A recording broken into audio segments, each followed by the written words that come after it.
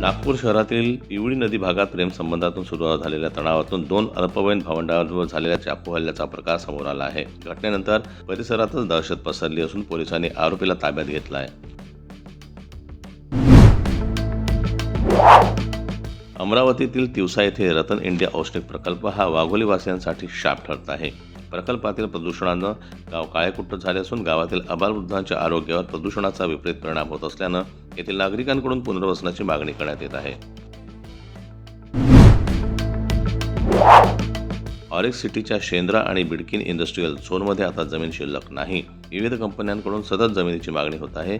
ही बाब लक्षात घेऊन बिडकीनं DMIDसाठी आणखी 8,000 एकर जमिनीचं संपादन एप्रिलपासून सुरू होणार असल्याचं राज्याचे ओबीसी कल्याण मंत्री अतुल सावे यांनी सांगितलं आहे. भाजपा हा उपऱ्यांचा पक्ष झाला आहे.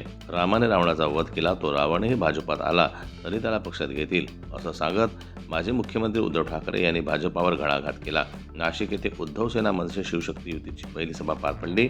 या सभेतून ठाकरेंनी भाजपा महायुतीचा समाचार घेतला.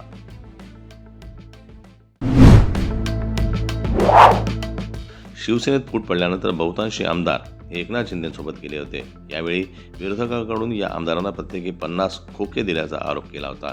शिवसेना ठाकरे गटाकडून अजूनही अशा प्रकारची घोषणाबाजी केली जाते. आता मात्र चक्क भाजपच्या कार्यकर्त्यांकडून 50 खोके एकदम ओके अशी घोषणाबाजी करण्यात आली आहे.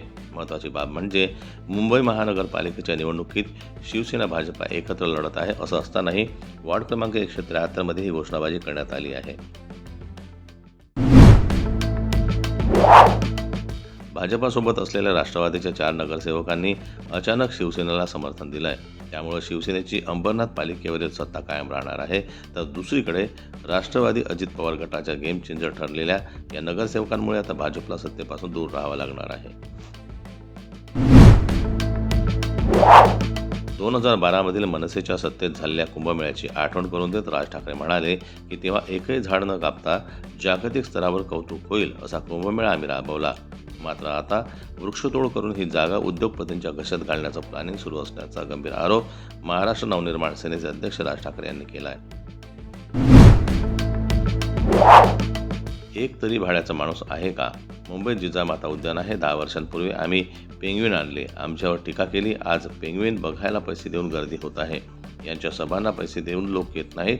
यांची पेंग्विन एवढीही किंमत नाही असा टोला उद्धव ठाकरे यांनी विरोधकांवर लगावला. झी मराठीवर गेल्या 19 जानेवारीपासून शुभ श्रावणी ही नवीन मालिका प्रेक्षकांच्या भेटीला येणार आहे. नवरी मिळे हिटलरला मालिकेतून लोकप्रिय झालेली लीला म्हणजेच अभिनेत्री वल्लरी विराज या नव्या मालिकेतून कमबॅक करण्यासाठी सज्ज झाली आहे. नवीन वर्षाची सुरुवात म्हणत अनेक मराठी सेलिब्रिटींनी घर कारची खरेदी केल्याचं पाहायला मिळालं. मागील वर्षाच्या चांगल्या वाईट आठवणी सोबत घेऊन पुढील प्रवासासाठी सज्ज असल्याचं सोशल मीडिया पोस्टद्वारे सांगितलं. आता आणखी एका अभिनेत्याची पोस्ट चर्चेत आली आहे. अभिनेते अभिजित चव्हाण यांनी नुकतीच शेअर केलेली पोस्ट सोशल मीडियावर व्हायरल होती आहे.